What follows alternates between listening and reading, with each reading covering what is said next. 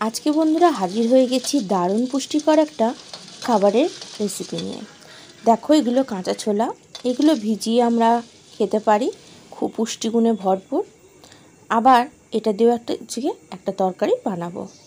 काँचा छोलाटा आमी ओभारनाइट भिजिए रेखेছিলাম और भिजिए राखते देखो एखन कतटा फुले उठेছে।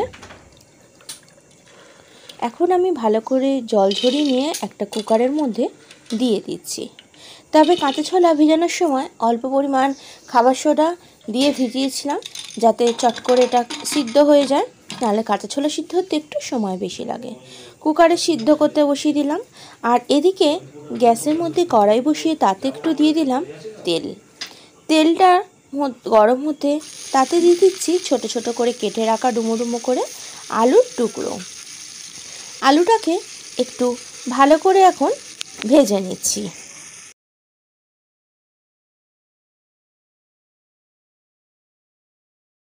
আলুটা ভাজার সময় একটু আলুর মধ্যে নুন দিয়ে দিচ্ছি, আর নুনটা দিয়ে দিলে আলুটা নরম হয়ে যাবে আর ভিতরে নুন চলে গেলে আলুটা খেতেও কিন্তু বেশ সুন্দর লাগে। একটু নাড়াচাড়া করে নিলাম। এখন একটা চাপা দিয়ে দেবো উপর থেকে।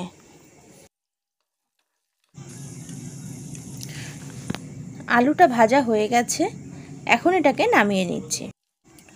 কড়াইতে আর একটু তেল দিয়ে তাতে ফোড়নের জন্য তেজপাতা, শুকনো লঙ্কা, গোটা জিরে দিয়ে দিলাম দারচিনি 1 ইঞ্চি মতো।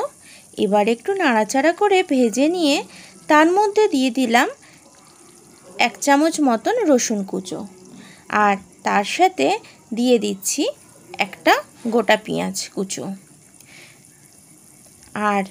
আর দিয়ে দিচ্ছি একটা টমেটো কুচো। এখন এই উপকরণগুলো একটু ভালো করে ভেজে নিচ্ছি।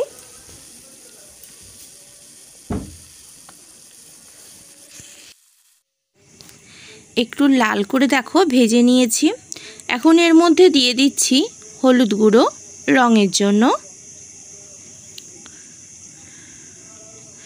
আর দিয়ে দিচ্ছি জিরে গুঁড়ো 1 চামচ মতন,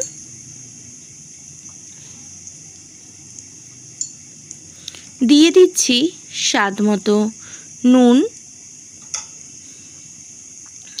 আর দিচ্ছি আদা বাটা 1 চামচ। তবে আদাটা গ্রেট করে নিয়ে দিয়েছি। ভালো করে একটু নাড়াচাড়া করে আবার কষিয়ে নিচ্ছি, আর একটু জল অ্যাড করে দিলাম। দিয়ে এখন মশলাটা বেশ কিছুক্ষণ ধরে কষিয়ে নেব।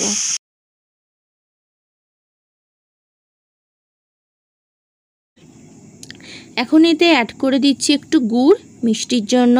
তবে তোমরা চিনি দিতে পারো, আমি গুড় দিয়ে যেহেতু রান্না করি স্বাস্থ্যকর বলে, তাই আমি এখানে গুড় অ্যাড করে দিলাম। মশলাটা একটু বেশ ভালো করে কষিয়ে নিচ্ছি, আর দেখো হালকা হালকা তেল রিলিজ হয়ে এসছে। এখন যে সিদ্ধ করে রাখা ছোলাটা ছিল জল ঝরিয়ে নিয়েছি, সেটাকে এখন আমি কড়াইয়ের মধ্যে দিয়ে দিলাম। ছোলাটা দেওয়ার পর আবার একটু নাড়াচাড়া করে এটাকেও কষিয়ে নিচ্ছি, আর তার মধ্যে দিয়ে দিচ্ছি ভেজে রেখে আলুর টুকরোগুলোকে। আলুগুলো দিয়ে আবার একটু নাড়াচাড়া করে এখন ভালো করে কষিয়ে নেব।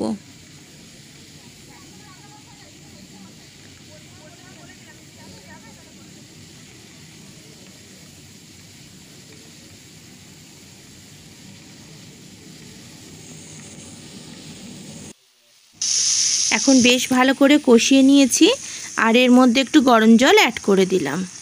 তবে ছোলাটাও যেহেতু নরম ভালো আছে আর আলুটাও ভেজে নরম হয়ে গেছে, তাই অল্প পরিমাণে জল দিলাম। এখন চাপা দিয়ে একটু রান্না করে নেব।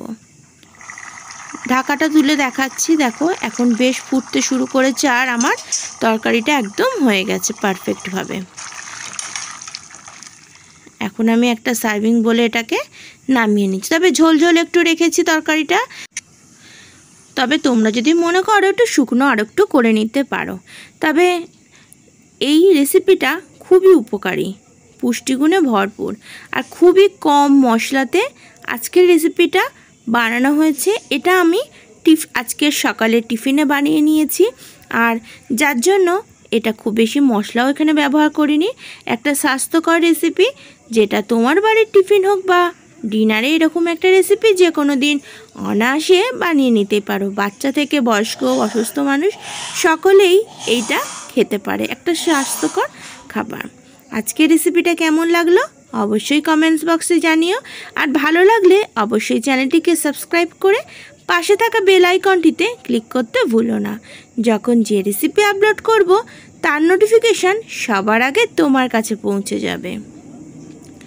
ভিডিওটি সম্পূর্ণ দেখার জন্য, শুরু থেকে শেষ পর্যন্ত থাকার জন্য, খাওয়া হবে জমজমাটির সাথে, তোমাকে জানাই অনেক ধন্যবাদ। আজ তবে আসি বন্ধু, আবার দেখা হবে অন্য কোনো রেসিপি নিয়ে। ভালো থেকো।